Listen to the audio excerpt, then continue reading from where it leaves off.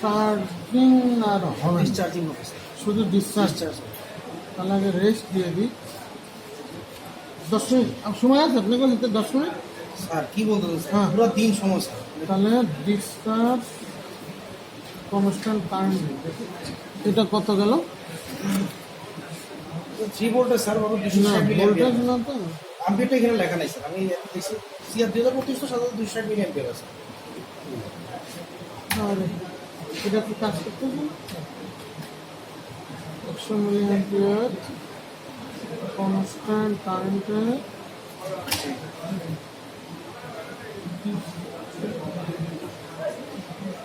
না স্টপ। আচ্ছা ডিসচার্জের ক্ষেত্রে টাইমটা কেমন আছে? না টাইম না, লিমিট হবে ভোল্টেজ। কত ভোল্ট? 3 volt sir. 3 ভোল্ট।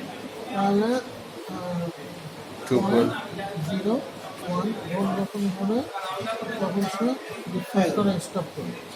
আর কোনো কিছু স্টার্ট হতে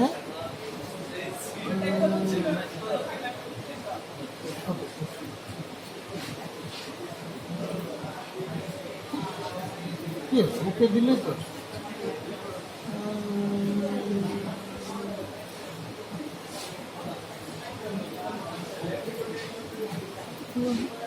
লোড দিতে হবে স্যার, এই যে স্টার্ট দিতে হবে। এখান থেকে স্যার ওই যে টেস্টিংটা লোড দিতে হবে স্যার। আগে সেট করে এটা দিন। সেভ করতে হবে স্যার, এটা সেভ করা হবে। সেট করা হয়ে গেছে। ইয়েস, হ্যাঁ ওই যাই সেই লিস্টে এসে গেছে। ও,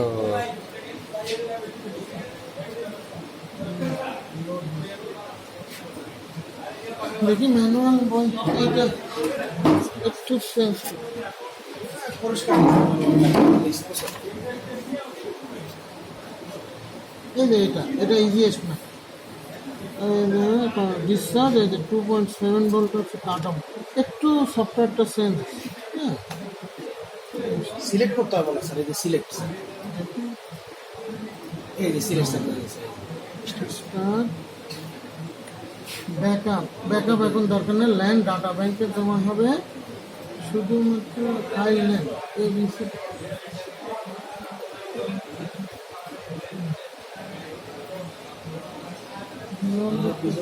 মানে সেফটি যেগুলো জানলে তো স্যার এগুলো